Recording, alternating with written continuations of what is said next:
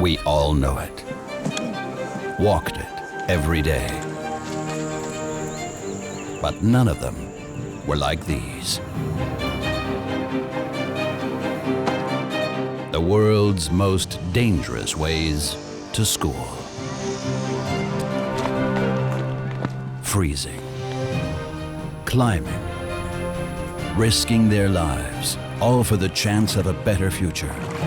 Spectacular and sometimes simply beautiful. The world's most dangerous ways to school.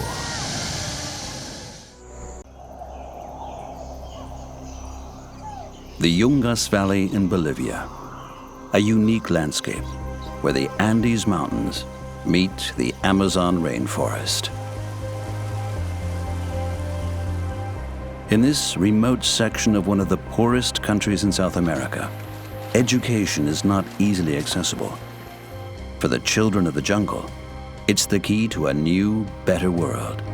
And that's why they run great risks every day in pursuit of it. Their only way to school leads over a ravine, over 650 feet deep. The children entrust their lives to a rusty iron pulley. Fear, hunger, and exhaustion are their constant companions.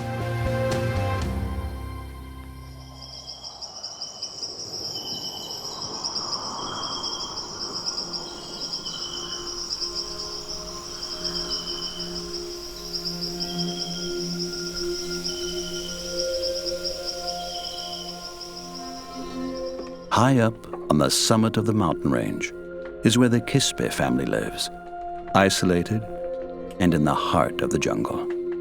It's 5 a.m. Up on the mountain, the school day begins especially early.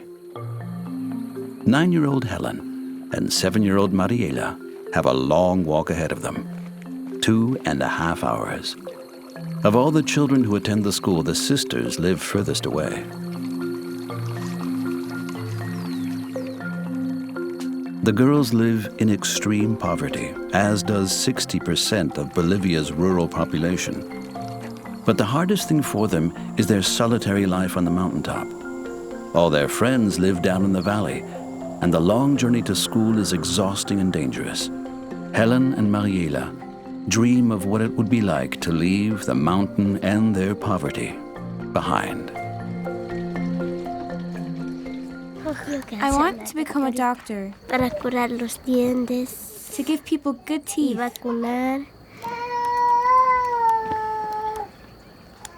make them healthy. voy a cosechar, I want my own farm y yo compro mis buzos, and new things. y yo compro I'd buy sweaters mi corto, and pants mi media, and socks. mi chamarra. The sisters are growing up without their father. He left them for a new family. Their mother, Lorenza, works various jobs as a day laborer. It's the only way she can feed her children.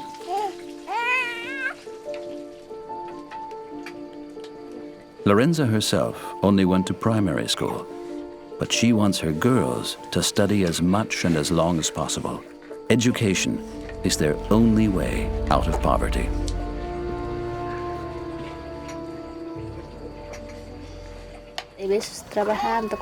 I work all day and have hardly any time for the girls. It's terrible, but I can't do anything about it. I hope they have a good life, that they live in a nice house, find good husbands, and have happy families.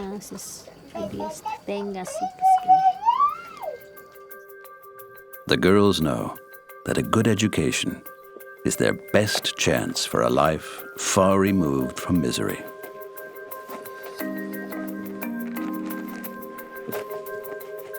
And that it can open the door to a better future.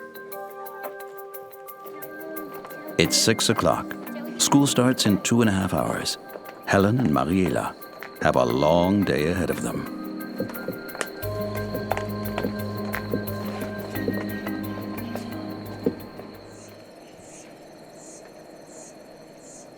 The sisters call the first stage of their journey the Snake Hill. They've often seen the naka-naka, a species of coral snake in the high grass. The snakes are hard to spot, as most of them are only 7 to 12 inches long, and their venom makes them even more dangerous. It causes paralysis and can even lead to death.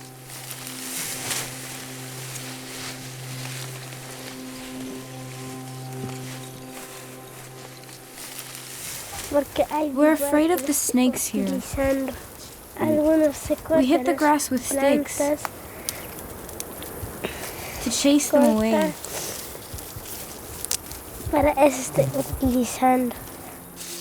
Helen and Mariela try to cross over the Snake Hill as quickly as possible. They know that if they were to get bitten up here on the mountain, help would arrive for them too late.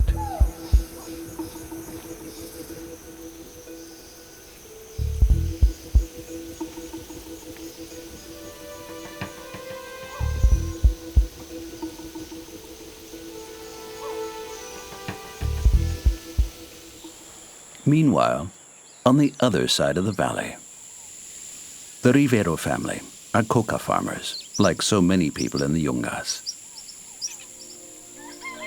This is the only region in Bolivia where it's legal to grow the plant.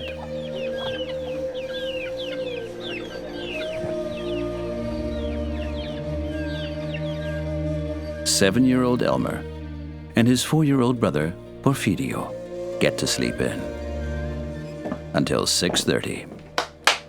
Boys, it's time to get up.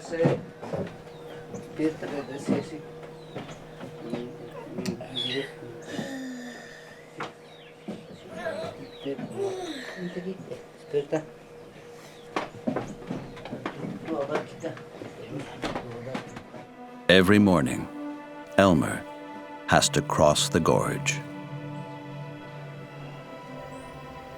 I wish I lived somewhere else, where you don't have to use a dangerous cable to go to school.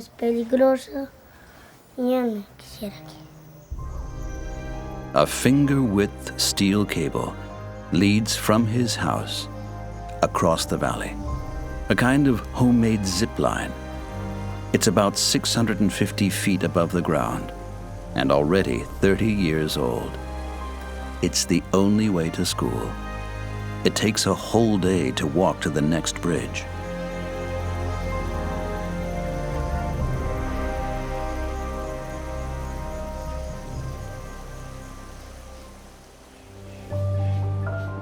Before going to school, Elmer has to help with the coca harvest. The moist, warm climate of the Yungas is also ideal for coffee and citrus fruit. But with coca, Elmer's family can make much more money. $280 a month, 5 times as much as Helen and Mariela's family. What should I do? Help me with the weeding. According to Elmer's father, coca from the Yungas is not used to make cocaine. There is a tradition with coca leaves in Bolivia dating back centuries. People chew on them and make tea or medicine from them.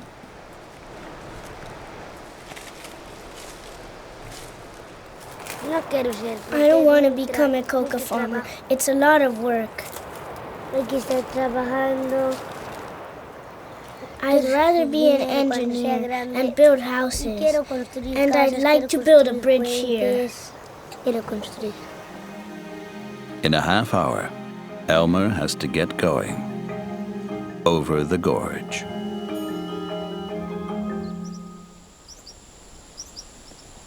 The sisters Helen and Mariela can breathe easy. They've made it over the Snake Hill.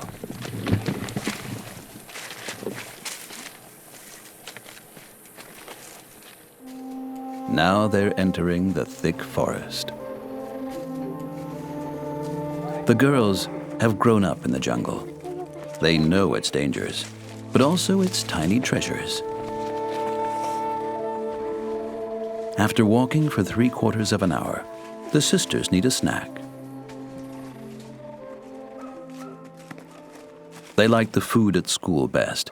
There's often fruit and yogurt. But when they're really hungry, they eat what the forest provides.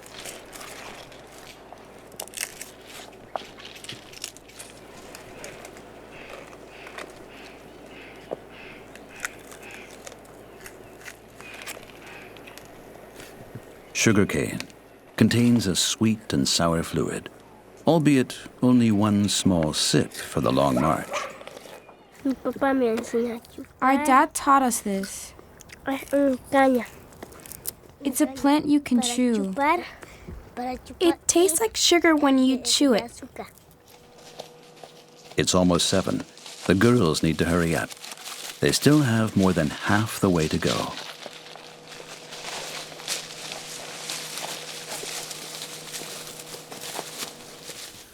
Meanwhile, Elmer and his little brother are starting off on their dangerous way to school. Boys, don't forget your backpacks. Don't dawdle. And be careful.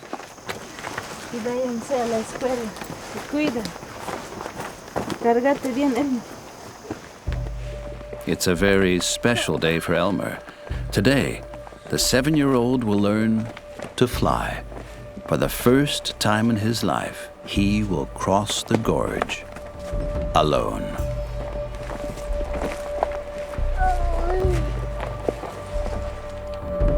A stone in the earth. That's all that's holding the homemade zip line in place.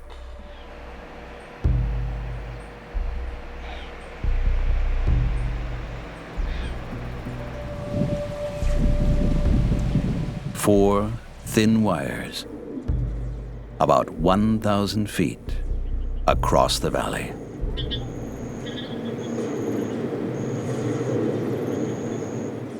After 30 years, they're rather worn out, rusted, and sagging.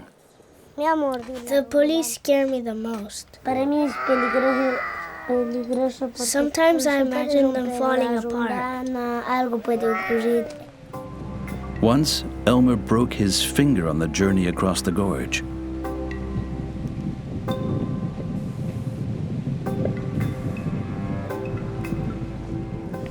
It was really windy. I panicked and touched the cable.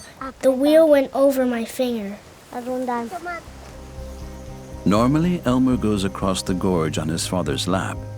Today, for the very first time, he'll hang from the steel cable, all alone.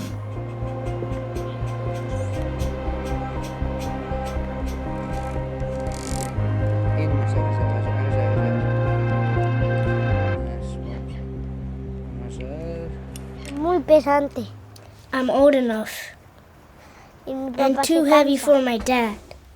I'll make it.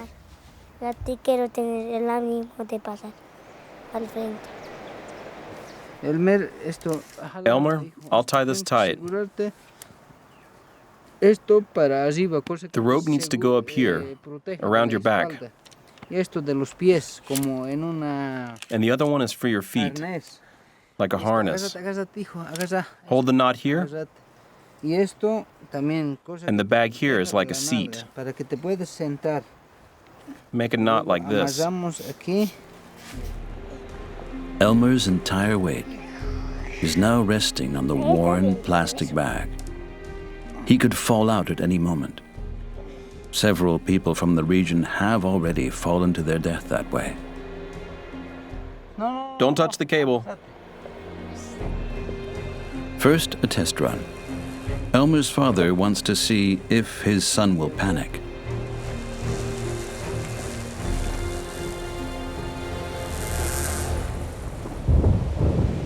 Suddenly, a storm draws near. The sagging cable starts blowing in the wind.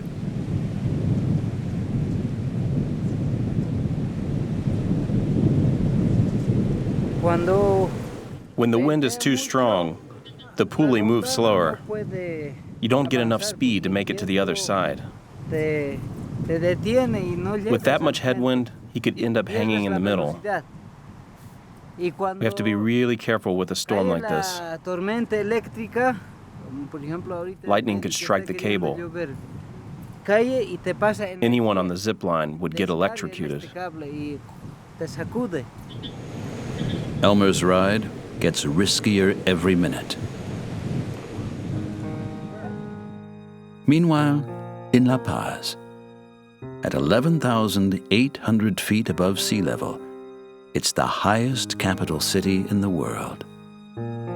This is where another long, formidable way to school starts, the teacher's journey.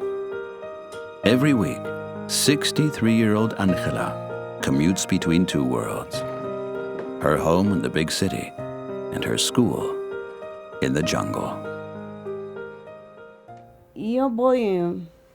I do it all for the children.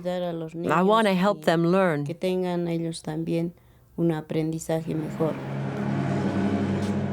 Angela sets off with only the bare necessities in her bag.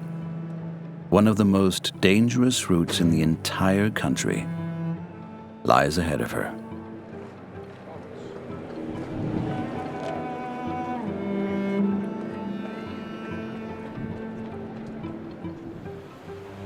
Her first destination, the bus station in La Paz.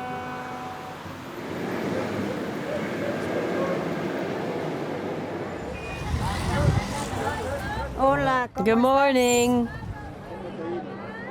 Angela's colleague, Luis, goes with her.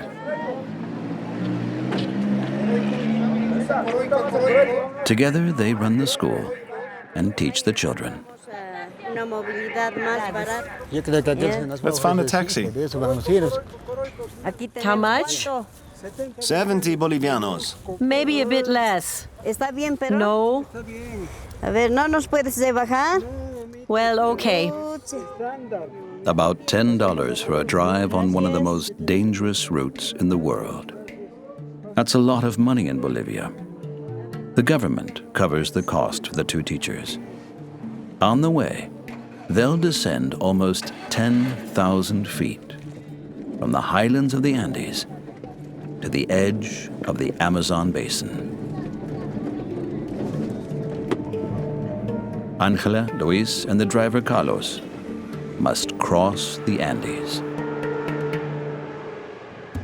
The route, unpredictable. Along crumbling rock faces and steep slopes.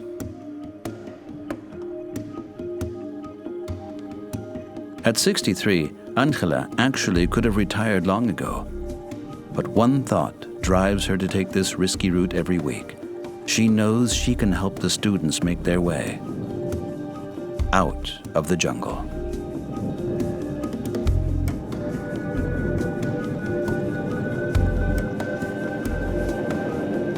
The biggest danger lurks in the sky. A thick wall of fog descends on the mountains. Carlos, the driver, is tense. He's seen a lot of accidents on this road.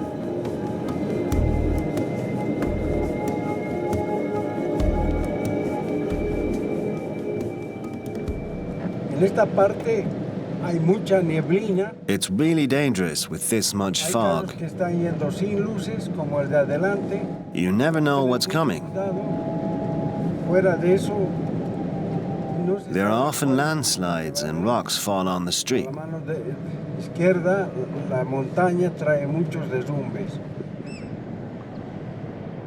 The most dangerous part of the route is yet to come. Many people have lost their lives here.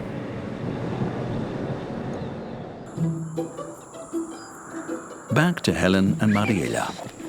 They're relieved. Finally, they're going downhill for a short, safe stretch.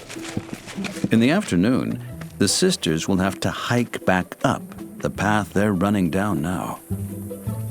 When they get to school differs from day to day.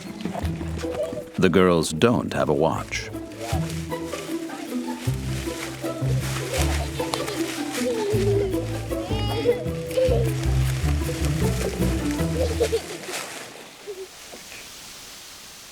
At this waterfall, the girls know they've made it halfway. Helen and Mariela take a short break. The water has made the sharp stones slippery.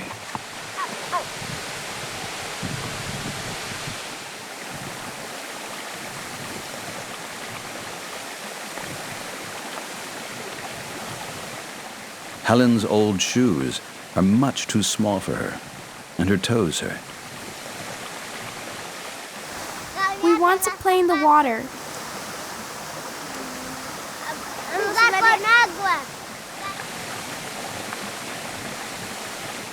The girls enjoy the waterfall. At home on the mountain, there's only just enough rainwater for a quick wash. They can't afford to lose too much time. Otherwise, they'll get to school too late.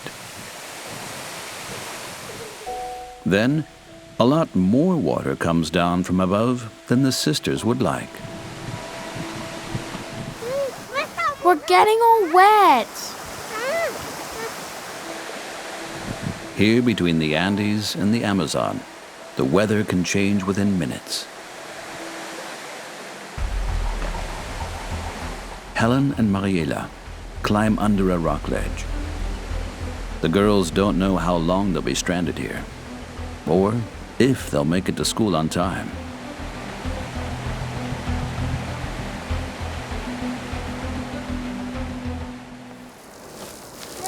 I'm ready. Great. On the other side of the valley, the rain has passed by. Elmer is ready for his first flight, alone on the steel cable. His father checks all the knots one last time.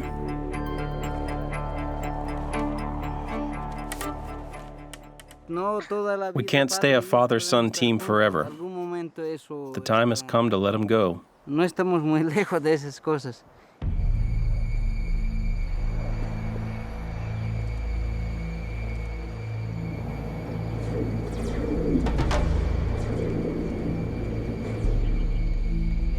Elmer's father, Porfirio, goes ahead. Elmer is right behind.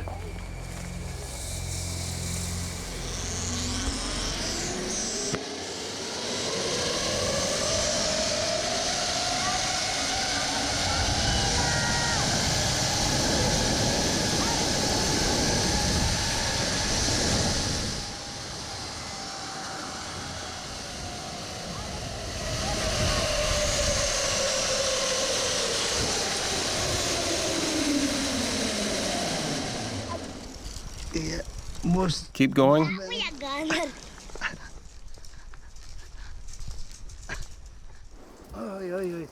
Go, it's almost over. We're almost there.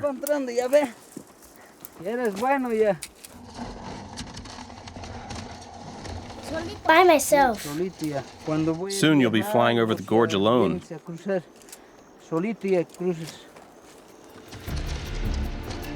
Done. This trip has buoyed Elmer's courage. He has overcome his fear of the steel cable. His brother, on the other hand, is still too young for this test. I felt like a bird. I flew. It was really fast. I felt the wind, and I flew with the wind.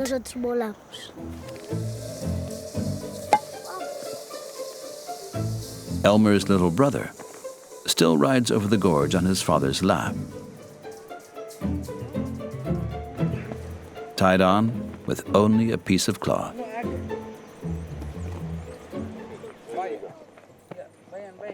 From here, the boys have to proceed on foot.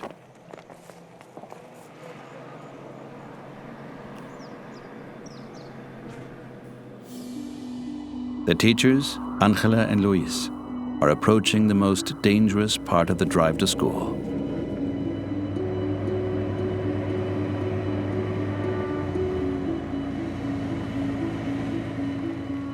The dirt road leading toward the jungle. It descends nearly 10,000 feet over a distance of only 37 miles. The road, barely wider than the car itself.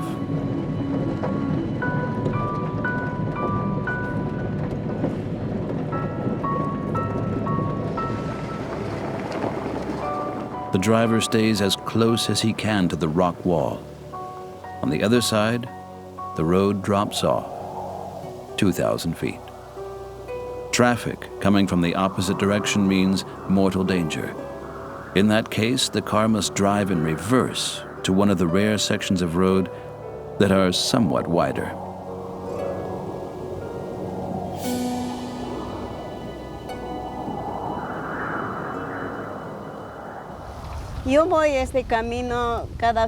Each week, the journey is a real stress on me.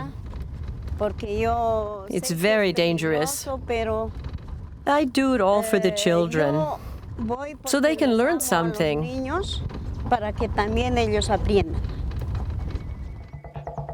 Crosses remind the teachers of the constant danger. Several hundred people have gone off the road and plunged into the abyss. Many on this very curve. It drops off thousands of feet into a crater.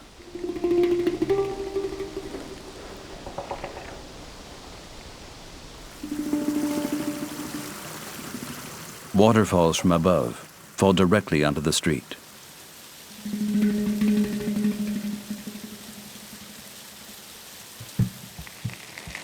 If the ground softens too much, it can give way under the weight of the car and carry those inside to certain death.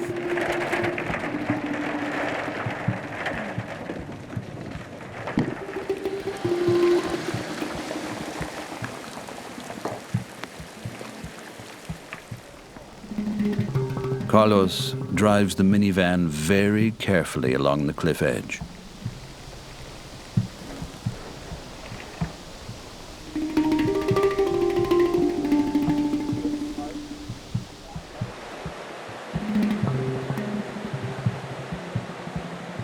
Finally, it's over. The drive down one of the most dangerous roads in the world.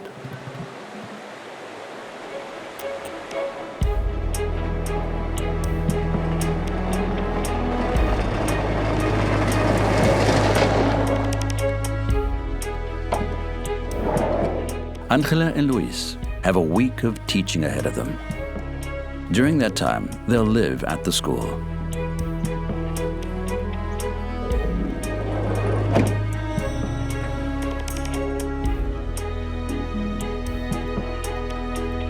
In the heart of the Yungas jungle.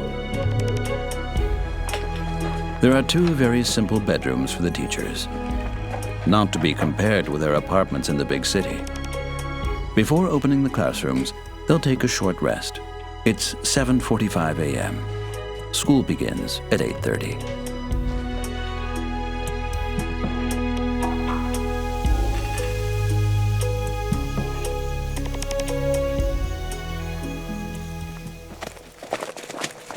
Helen and Mariela have made it through the jungle. The street in front of them leads to school. One more hour on foot. Time is running short. The girls have got to walk faster if they want to be on time.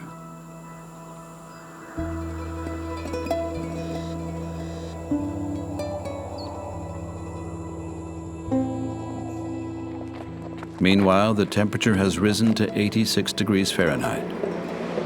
The girls trudge wearily along the asphalt. They ought to be wide awake and especially careful, though, as the street has treacherous curves and is heavily traveled. The girls are slowly running out of energy.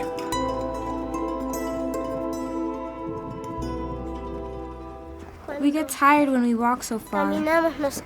It's hot. We cool off now, and again in the puddles. The school is still 2.5 miles away. To the girls, the road feels endless.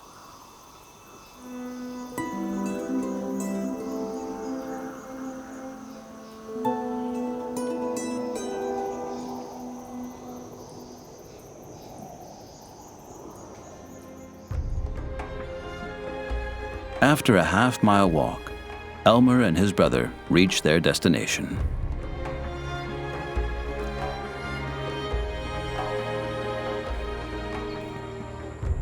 The Puente Armas School, in the middle of the valley.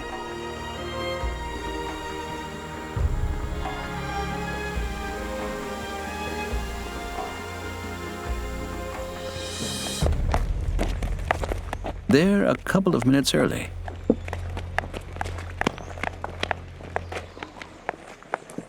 The teachers are sleeping and haven't opened the doors yet.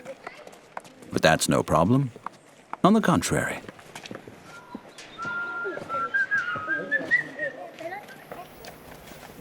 I like playing a bit before school starts. The soccer field is my favorite place.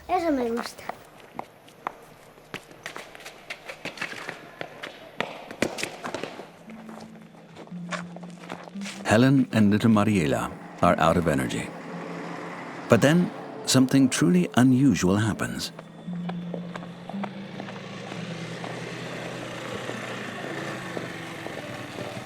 An acquaintance of their mother spots the two girls on the side of the road.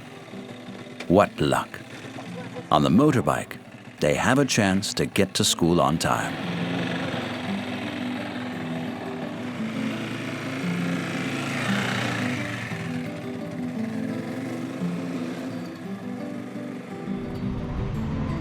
To be sure, the streets here are also anything but harmless.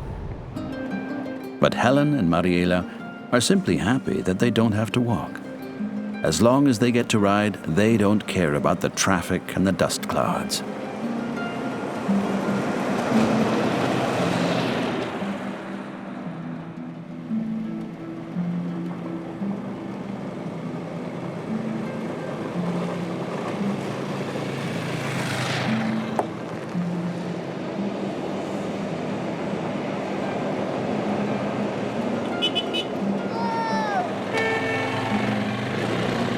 Done. The sisters are almost at their destination. They have rested their feet for a few minutes. A rare luxury.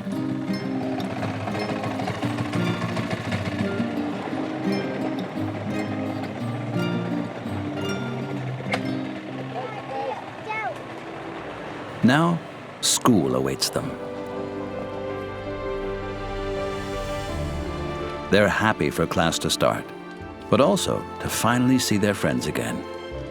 These are the two most important things in the sisters' lives. Mariela is in one classroom with Elmer and his brother.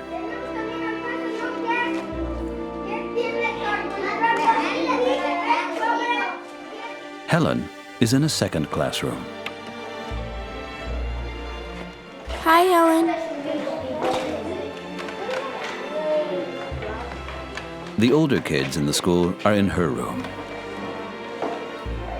In total, 29 children attend the school, ranging in age from 4 to 13.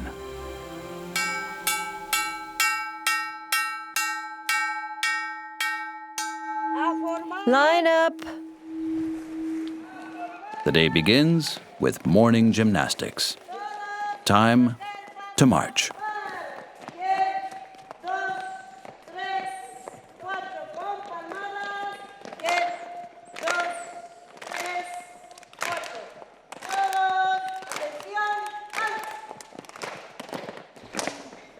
Hello, children.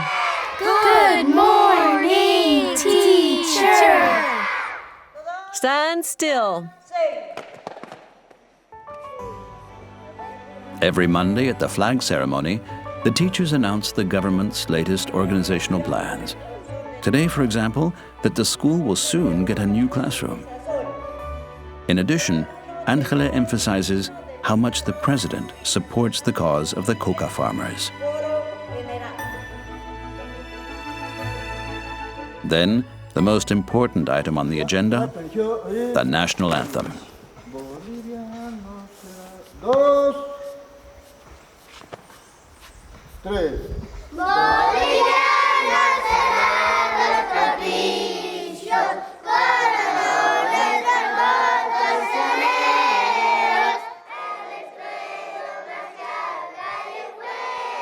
The weekly ceremony is meant to teach the children discipline at an early age. Each week, one child is allowed to raise the flag. For the little ones, it's a big honor. Finally, after 45 minutes of standing at attention, class begins.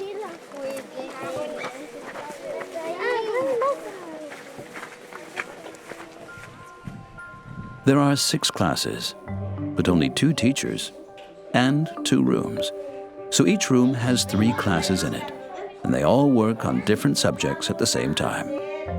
In this room, art, Spanish, and nature studies. The first 6 years of school are free and technically compulsory, but especially in rural regions, many children have to work from an early age and thus skip school. Bolivia is the only country in the world in which child labor is legal starting at the age of 10. What medicinal plants do you know? Think about it. Amacay. You have to wash your hands after touching it. What medicinal plant do you know, Daniel? Coca. Coca. What does it help with? Stomach aches. Then comes the student's favorite part of the day, lunch. The government pays for cookies, bananas, and chilled juice. It's a very special treat for the kids, as hardly any of the families own a refrigerator. For Mariela and Helen, this is often the best meal of the day. At home, they usually only get bread and tea. The family can't afford sweets at all.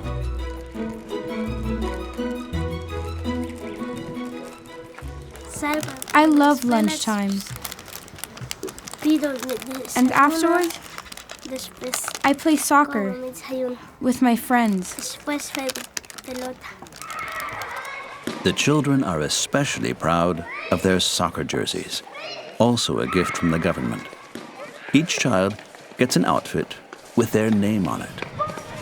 It's usually the children's most expensive and favorite article of clothing. Luis teaches in the 2nd classroom. Today's schedule includes social studies, religion, and math. What's 4 times 14? 56. Luis also teaches 3 classes simultaneously. Many of the students have to walk a long way to school, but no one walks as far as Helen and Mariela. And their walk home lasts even longer. That's why it's often hard for 9-year-old Helen to keep up with the other children. At home, she has little time to study for tests, but she works hard for her dream of one day becoming a doctor.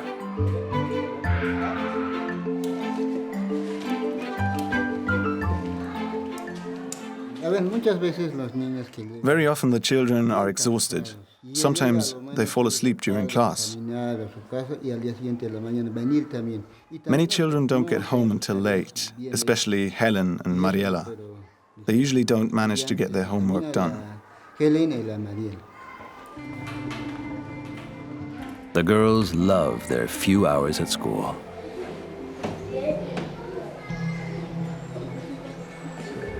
It's often the only time they have to just be children. The way home is much more difficult.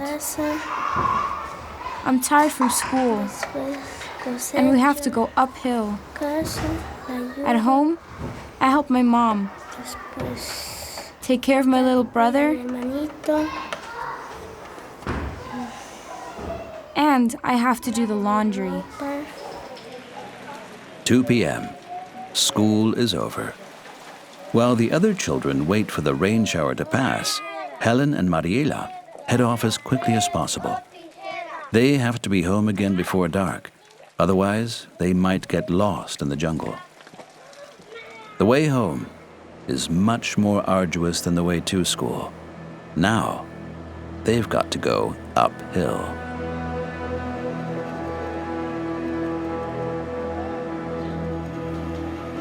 Their one bit of comfort, the leaves of the thick forest shield them from the rain. The climb takes them 3 hours.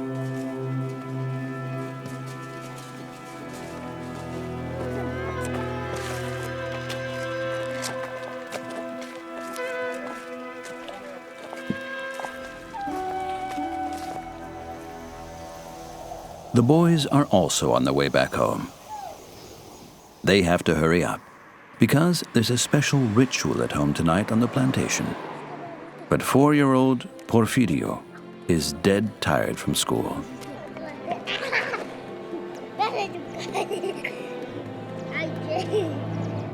It's nice to have a little brother. I like taking care of him. I help him when he falls.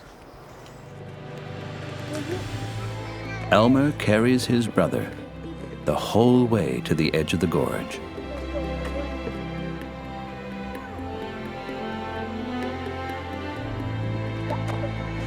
The children cannot take the zip line without their father.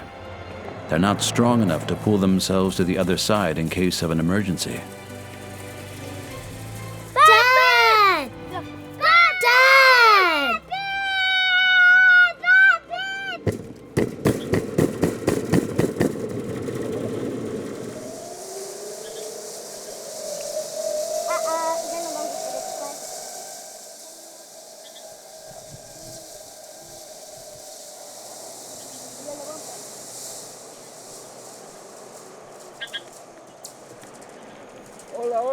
Hi, boys. How are you?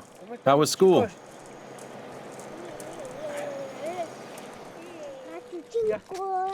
There are 2 cables strung across the gorge.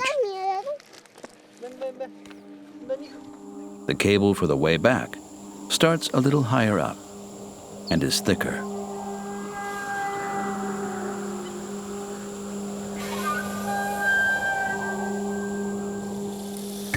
Here, all 3 of them can fly together.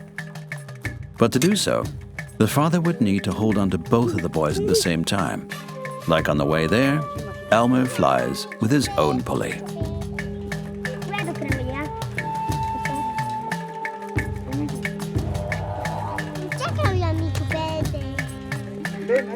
Little Porfirio's father fastens him to his own body with a piece of cloth.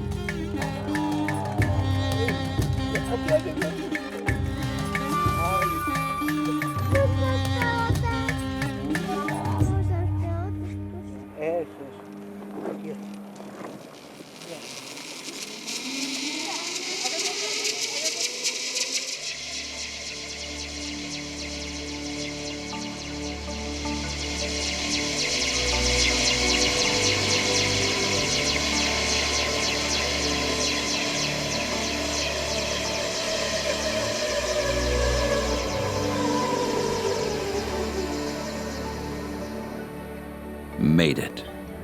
After one of the world's most dangerous journeys to and from school, Elmer and his little brother are back safe at home.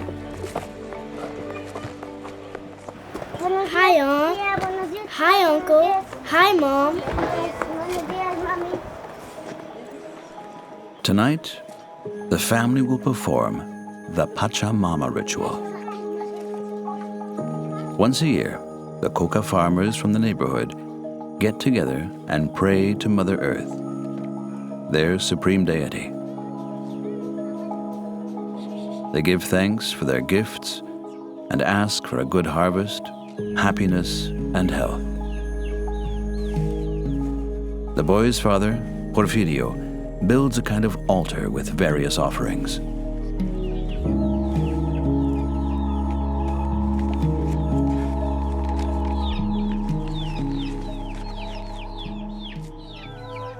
Helen and Mariela wish simply to make it back home again. It was a long day for the sisters. They have been on their feet for 13 hours.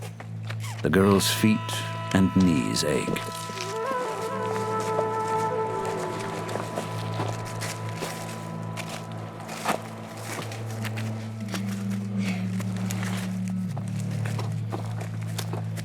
It's 5 p.m., The sun will go down soon. It gets pitch dark quickly in the forest. Then the girls wouldn't be able to see where they're going anymore. They could get lost or fall down the slope.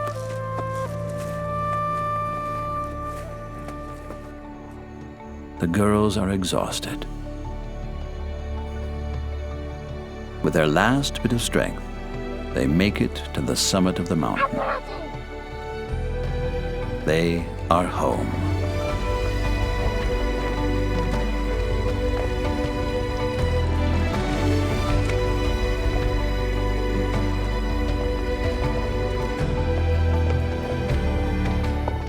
Hi, Mom. Hi. Relax a little bit. The day ends with a modest dinner. The girls are tired but happy. I'm hot. And I'm exhausted. But tomorrow we'll take the same path. Like every day. The girls always keep their goal in mind, to get an education for a better life, far from the mountain and from poverty. At the Pachamama Ritual, 7-year-old Elmer prays for a good and happy future, when he will be an engineer one day. Elmer's father drizzles pure alcohol on the motley collection of offerings. Herbs, llama wool, tinsel, and figurines made of sugar.